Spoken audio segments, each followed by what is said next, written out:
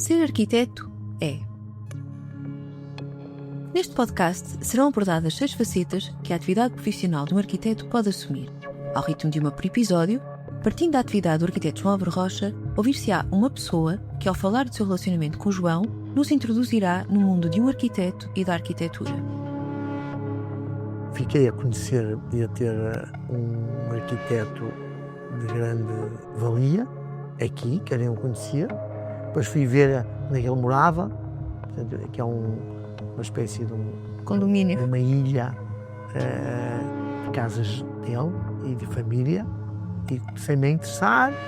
E depois ele trabalhou para o município e nós estamos muito agradecidos. Eu estou muito agradecido por ter-me também feito amigo dele e dele nos ter ajudado em muitos projetos, porque ele era uma pessoa muito profissional, muito honesta, muito íntegra.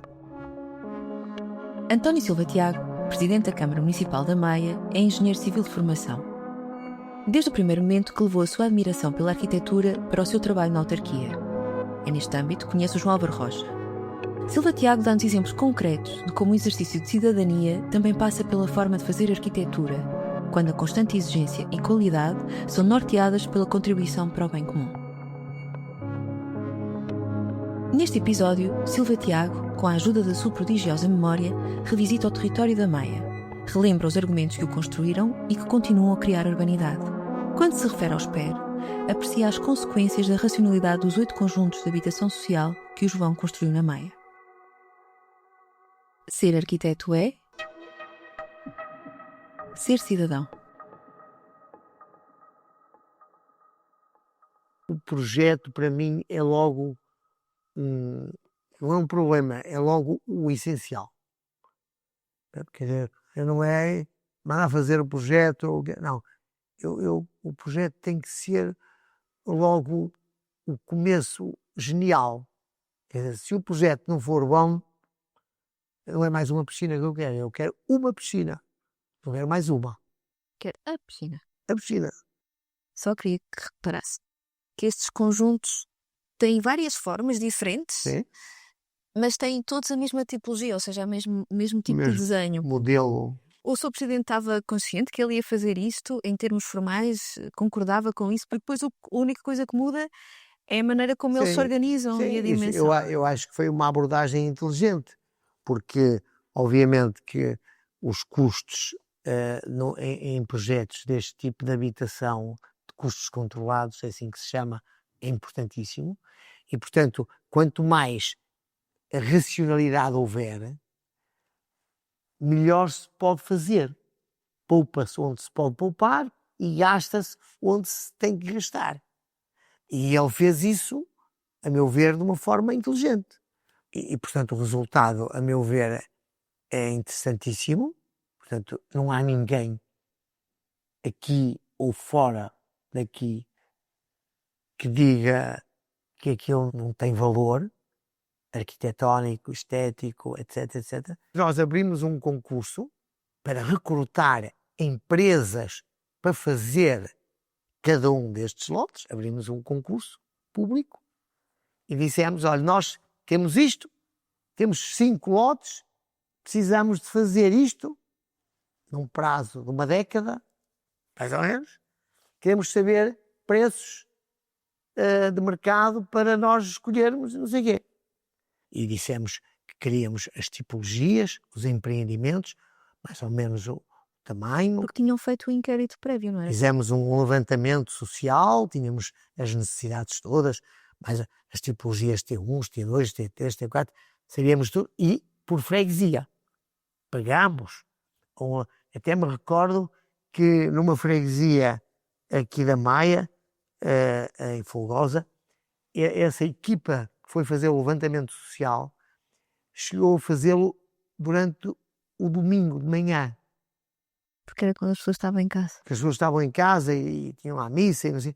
E então, quando chegaram lá, era uma equipa forte, as pessoas até ficaram duvidosas, acharam que aquilo era um engano, uma aldrabice. E nós tivemos que falar com a junta de freguesia, como o padre, né? E o padre e a junta é que na missa o padre deu uma informação geral, a dizer, olha, houve este problema assim, não pensem mal, isto é a Câmara que está a querer saber as necessidades de habitação social aqui, portanto respondam a quem vos perguntar, porque não é ninguém a querer vos enganar e não sei o quê.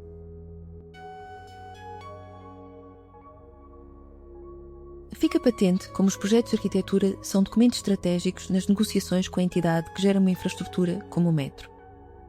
Silva Tiago deixa claro, tanto naquilo que sabia como no que desconhecia, como é determinante o empenho dos arquitetos, com respeito e em colaboração, nos diferentes papéis que desempenham, projetos que perduram e que Silva Tiago continua a construir. E pronto, e chegamos à grande obra do metro, que ter-se-á desenvolvido a obra entre 2005 e 2009, tendo começado o projeto em 2002. O João Rocha foi subcontratado pelo Eduardo Souto Moura, e assim é que fazia parte de um consórcio, e achamos que terá sido essencial a cumplicidade que havia entre o João Rocha e a autarquia. Claro. Em lidar, apesar do João Rocha ser do metro, Exato. havia essa... Mas foi sempre uma interação muito cristalina. Houve duas grandes alterações, segundo julgo saber, no traçado da linha da metro. Foi uma, desde logo, à chegada aqui à Maia, que estava prevista uma cota muito mais alta, passaria por cima dos telhados do Novo Rumo. Eles conseguiram, nestas tais discussões, conversas, conseguiram baixar de forma a não tornar completamente um subúrbio o Novo Rumo.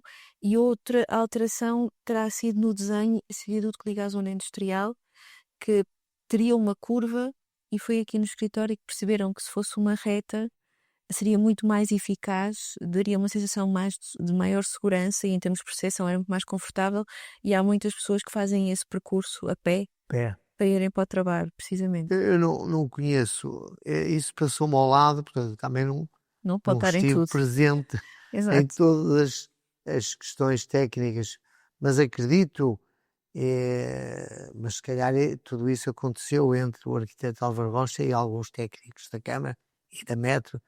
Sei que ele defendia as soluções com unhas e dentes e defendia-as para bem de todos, do projeto da Metro e do espaço geográfico onde elas eram construídas.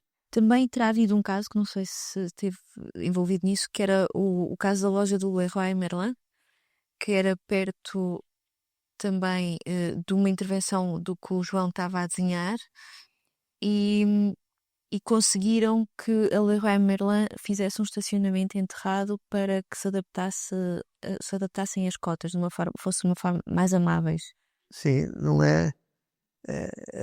é um estacionamento enterrado. Em cave, não? Em cave, quer dizer, o estacionamento que o Leroy tem é em cave.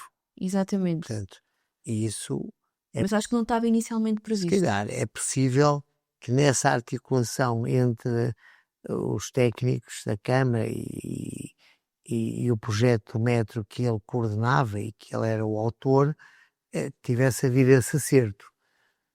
E, portanto, é verdade que o Leroy está feito, tem uma zona de cave de estacionamento que serve, digamos, o equipamento comercial, não é? E também parece que há parques de estacionamento que têm que ser grandes para admitir o número de pessoas que apanham o metro, mas que o João tentou pavimentá-los com grelhas de enraivamento para precisamente permitir que aos fins de semana, quando aquilo não é tão ocupado, seja um espaço público. Que isso terá sido uma das preocupações, que não sei se lembra dessa eu lembro-me, por solução. exemplo, esse parque de estacionamento ao pé da estação do Castelo é um deles em que o pavimento do parque de estacionamento são grelhas de arrelamento. Portanto, e que o resultado é um resultado fantástico e que pode ser visto indo lá a ver-se. Portanto, em que depois depois a cerca desses parques são em muros de granito, muito bem. Portanto, há ali um gosto e uma qualidade conceptual, quer em termos de desenho, quer de materiais, e que foram, digamos, exigências do arquiteto Álvaro Rocha nesse percurso que fez durante todo esse projeto. Em Mandim, aquilo que está lá é uma solução muito bonita, parece uma alameda, que até tem uma possibilidade de ter uma utilização diversa e qualificada, uma vez que o espaço assim o permite. E agora nós estamos até a fazer uma via que ele desenhou e que a Metro não executou, ali em Mandim. Portanto, e a Metro, na altura, expropriou ou negociou lá uns terrenos. E esses terrenos ficaram na posse da Metro. Mas depois a Metro não executou o projeto. E então os proprietários desses terrenos vieram ao fim destes anos pedir à Metro a devolução dos terrenos e eles devolviam também o dinheiro que receberam. E a Metro, antes de fazer isso, perguntou-me o que é que eu achava. E eu disse que achava que se devia de manter o projeto. E então, que a Câmara da Maia se assumia a realização da obra. A Metro passava-nos os terrenos para a nossa posse e nós executávamos o projeto, que estamos a fazê-lo, e que gostaríamos que a Metro nos pagasse 50% da obra. Eu admito que isso venha a acontecer, mas ainda não aconteceu. Portanto, a obra está a ser feita e quem está a pagar é a Câmara da Maia. Mas há um compromisso informal, portanto ainda não está escrito, há de estar, espero eu, que a Metro assuma o pagamento de 50%, uma vez que a Câmara da Maia se dispôs a pagar os outros 50%. Neste momento está a pagar os 100%. Estas obras todas demoraram meses e meses e anos. Anos, 4 anos pelo menos. Exatamente. E, portanto, havia reuniões com ele, lá na Câmara, comigo, com os arquitetos, com o Carlos de Portugal, que iam pela noite dentro. E depois havia reuniões com a administração do metro e com os técnicos residentes no metro, aqueles que depois levavam, porque isto também tinha que ser consensualizado connosco. Portanto, o metro não fez as coisas e nós não existíamos, não, nós existíamos. Nós tínhamos reuniões periódicas. Eu sempre contrariei aquelas críticas que a Metro fazia coisas sem olhar à despesa. Não, há despesa que é boa.